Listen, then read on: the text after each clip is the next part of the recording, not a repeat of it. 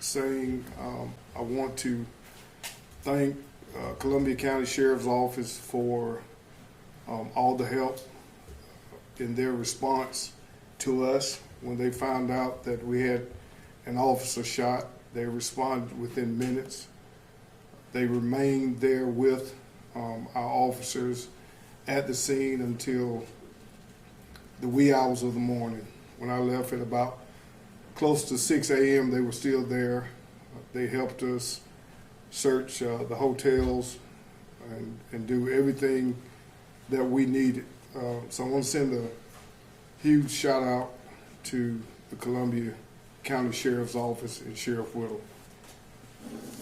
I also want to say that being in the hospital room with the officer last night and when his wife arrived, and just seeing how the camaraderie was between him and the other officers there really made me feel good about the direction of our agency. I'll start off by giving you all the facts of the case as we know them. At approximately 12:38 a.m., 911 received a call for an armed robbery at the BP gas station located at 3011 Washington Road. At 12:43 a.m., deputies were dispatched, and they arrived within 1 minute of being dispatched to the location.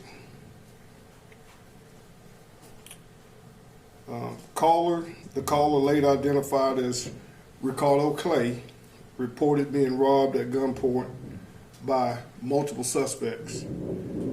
Suspects were initially believed to have gone to the Super 8 motel located at 3026 Washington Road.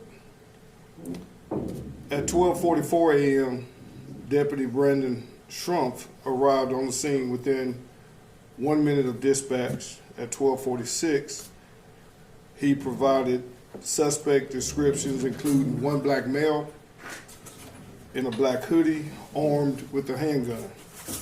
At 12:51, Deputy Eddie Perez cleared the Super 8 motel where no suspects were located.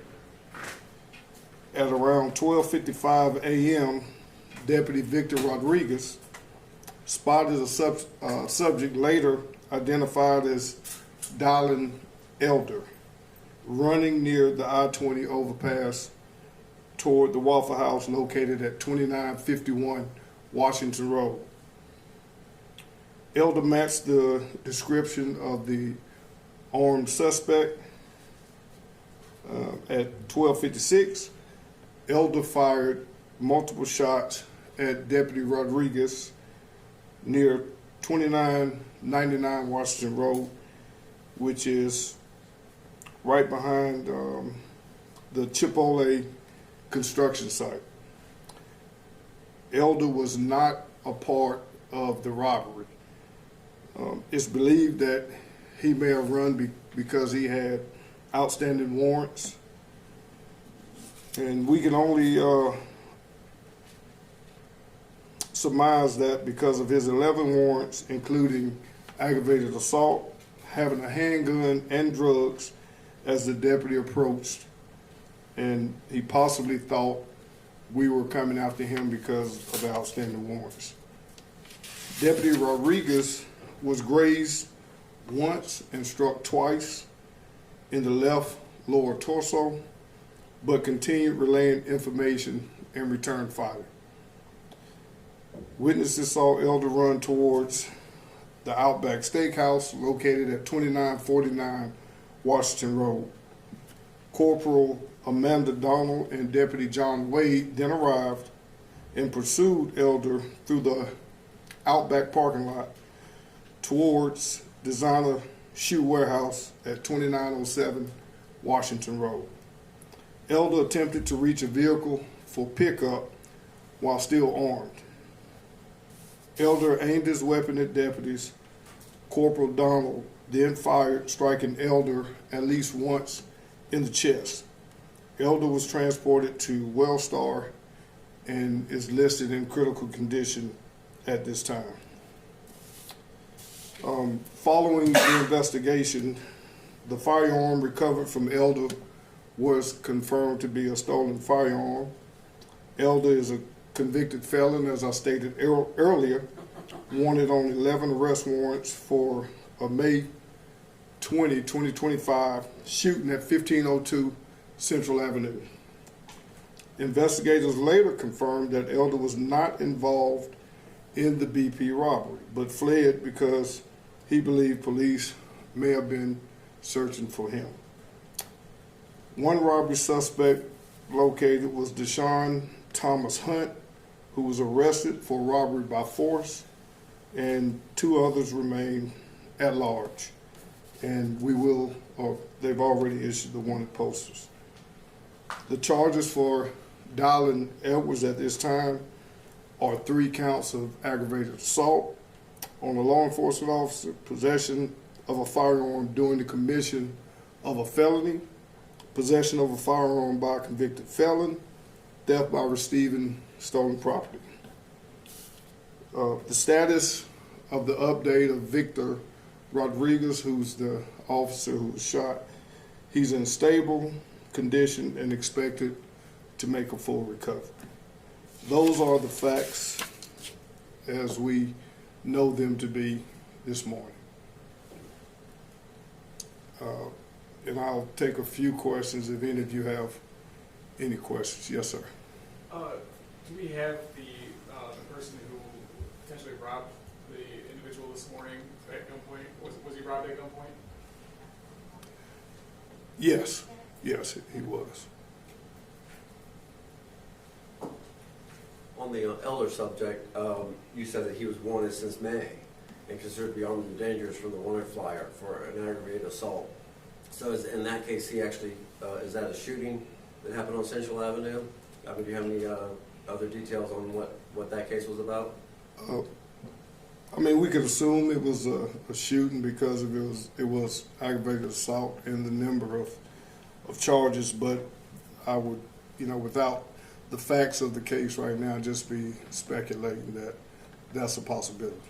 Does it frustrate you at all that you have somebody who's a repeat offender who's back out on the street and involved in this kind of thing where your deputy ends up injured? Well, anytime we have a law enforcement officer injured or anyone injured by firearm, it frustrates me. We have to do a better job of just making sure we hold people accountable, and we're doing our part, and I'm sure it's going to be a collective effort going forward for everyone to continue to do their part. Yes, sir. It sounds like his vest saved his life. Yes, sir. The deputy was wearing his vest where he may have gotten shot at. I was unable to look at the vest to see if the rounds went through the vest, but due to the location of the wounds, they may have just went on the side of just kind of grazed the side of his torso. Sometimes that's one of the areas that the vest don't completely cover. There's a couple of inches there, so when you sit down, your belt doesn't push the vest up into your chest or into your chin. I'm sorry. What's next for Deputy Rodriguez in terms, he's in the hospital now recovering. It looks like he's making full recovery, but what does the near future look like for him? Well, last night the deputy was in great spirits. His wife was there, and he said, "Sheriff, I'm going to get back to work as soon as I can." And we were encouraging him to take whatever time he needed to recover and get himself back to where he could be a productive officer for us. So his health is what's important to us, as well as the health of the suspect who was shot also. I think we have to keep in mind that he has parents and people who love him as well. So I just ask that, you know, we keep everyone involved in our prayers moving forward. What is the protocol for the female officer that shot? Like, is she on administrative leave or anything like that right now? Yes, right now she's on administrative leave. Columbia County was called and they're handling the investigation. There are several steps that she would have to go through before she's allowed to return to work. I did speak to her last night, and she basically said, you know, Sheriff, I appreciate you coming. This is one of the reasons why I came back. And like I said, just the camaraderie among the ones who were there looking after, you know, someone who was shot in the line of duty was just remarkable. And as the sheriff, I was proud to see how they all, you know, stood there with him and waited till he went through and they did a CT scan and none of his organs were hit, anything like that. So the recovery process should be promising. And so I'll take one more question and that'll be it. My last question is, this is now, what, week 2, week 3 of elevated violence, it seems like, happening here in Richmond County. What is your message to the public to potentially get this to come to an end? Well, when I ran and when I initially stated that I was running for office to make a change, I feel like if you look at the numbers, although it seems to be a rash of violent crimes that just happen in a bunch, if you look at the numbers, Part 1 crimes are down, ag assaults are down, homicides are down. So we're doing our part to make our community safe. But I just want to let those who continue to commit these acts of violence and these heinous acts, just want to let them know that we're not going to tolerate those acts in our community, and we're not going to stop looking for them until we get them locked up. Yes, ma'am, I'll take your question. So these suspects, you know, obviously they were armed. They being considered armed and dangerous, and is the public in any danger? And what would you say to anybody who comes across one of these men?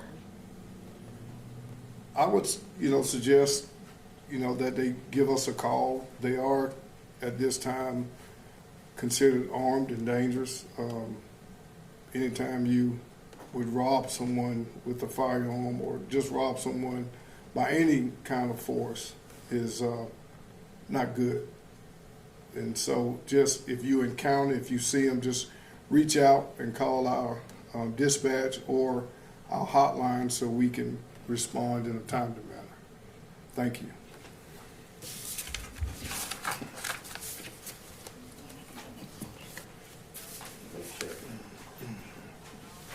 Okay, one last bit of information.